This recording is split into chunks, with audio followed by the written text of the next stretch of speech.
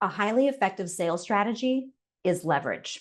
Simply put, leverage is the ability to take one idea, one strategy, one sale, and find a way to expand the results without expending a lot more effort to do so.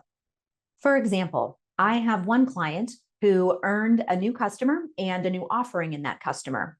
So now what they're doing is they are taking that single win, working with that customer to expand the offering into all of their locations. Another client is using an event strategy to build leverage by bringing together decision makers from a common vertical with common problems, common challenges, offering new ideas, new ways of thinking, and networking opportunities for those decision makers. So now what they have is a lead generation strategy from just a single event. And lastly, another client is working with a singular large client and a common set of decision makers within that client.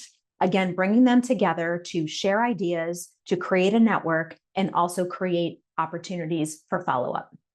So see where you can use the concept of leverage, taking that one sale, that one idea, that one strategy, finding a way to expand the results, but without needing to put any more effort into it.